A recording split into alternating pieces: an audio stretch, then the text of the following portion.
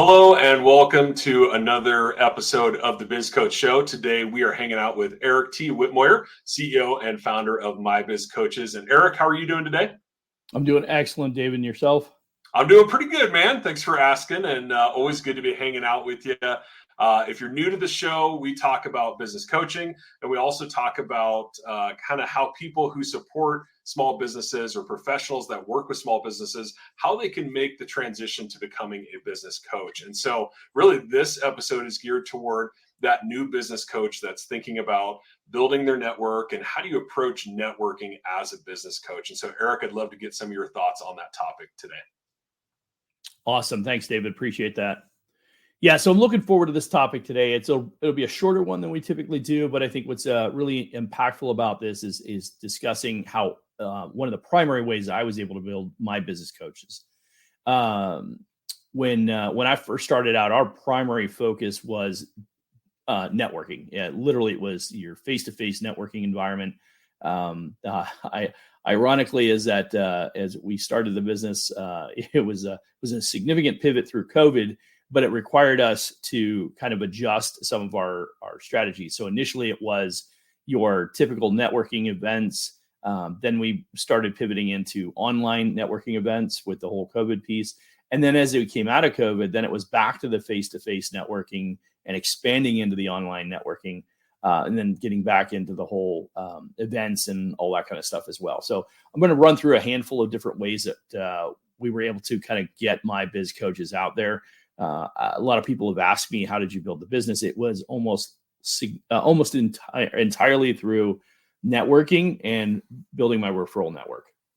So we got a lot of experience in doing this, and I think it's really valuable. I think every coach should employ some of these strategies within their how they find their client base. So I'm going to walk through this real quick. So first and foremost, building a robust network is essential for any business coach. It not only opens doors to new opportunities and partnerships, which is a big piece of this, but also enhances your credibility and visibility in the industry. Strong networking provide valuable insights, referrals, and support, ultimately driving your business's growth and success. As I mentioned, all my business early on, I would say 95% of it came from networking or referrals. And of that, I would say of the 95%, about a third of it came directly from referrals. So other people that I engaged with in other business ventures in the same B2B space referred clients to me. That was a big piece of my client acquisition process. So the first one I highly recommend is attending industry events and conferences. Anytime you're around like-minded people, interesting things kind of develop. And ironically, I was literally just sharing with my team some new developments that we have at My Biz Coaches that evolved from going to a networking event. And it wasn't even a networking event, sorry. It was a conference. It was a business expo here in Phoenix.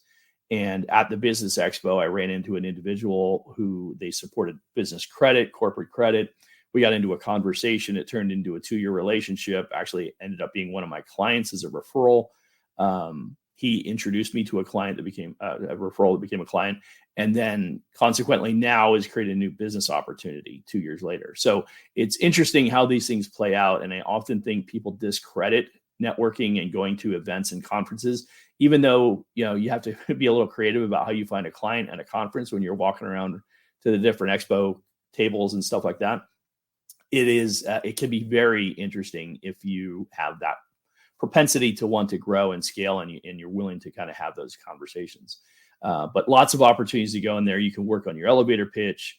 You can work on, your origin story, which is something people often want to know about, how you got started, how you got into the business, your types of clients you like to work with. All of these things evolve through these conversations in my experience. So definitely industry events and conferences are massive. Another big one is leveraging your social media platforms. I can't tell you how many coaches I speak to. These are existing coaches, large numbers of them. And again, we use the term coach loosely. Coaches, in our opinion, what we've changed our terminology to be is professionals who serve business owners. So whether you're a fractional executive, like a fractional VP of sales or fractional CFO, fractional COO, you're a business coach, you're a consultant, anybody in that space that is working with business owners, these all apply to you. And I am amazed how many times I talk to any of those people in these spaces that are not leveraging social media the way they should be. A lot of people I don't have the time. That's typically their excuse. I could give my little rendition about time, but I don't have time on this show, on this clip. So I'll do that some other time. But you need to make the time. Find one or two. If you're in the B2B space, your primary spot should be LinkedIn. There's certainly some other platforms you could leverage, but social media is a big component. It doesn't have to take a lot of work. There's a lot of ways to do shortcuts and still get really good value from it. Most importantly, it's one of the first ways that people research you today. Anybody in the B2B space, if you're in sales and you're B2B and you're not using LinkedIn to research your clients before you have a sales conversation, you're missing out. So huge opportunity here to leverage social media, and more specifically, probably LinkedIn. Another one is to join professional organizations and networks. Sometimes this can be a little spendy, so you need to make sure you know what makes sense. You make sure you're doing an ROI assessment. Are you getting return from it? Does it make sense for your business?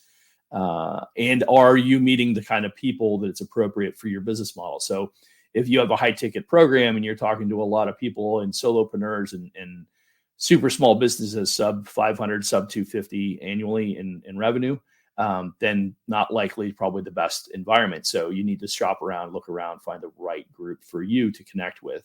And then I think what's equally and maybe even potentially more important is the right kind of people in that group. Are they the kind of people that you associate with and you enjoy hanging out with? Because if you enjoy hanging out with them and you like those people and they're a good personality fit with you and you connect well, you're going to build relationships and you're going to make connections and you're going to generate more business from that.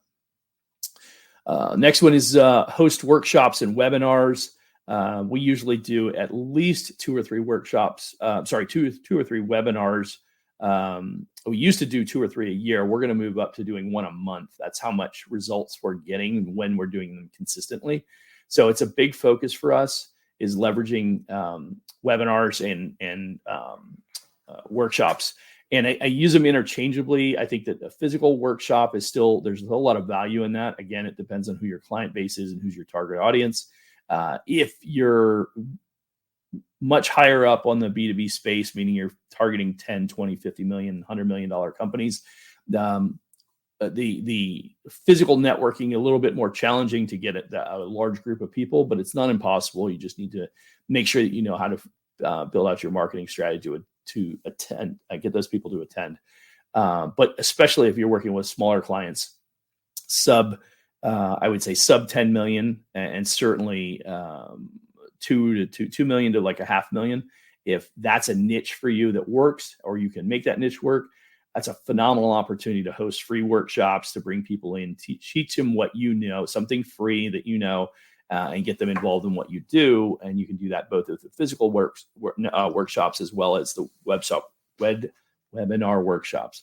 So huge opportunity to leverage that as well. And then I'll say this to kind of close this out. Actively attending these events will help you build your network.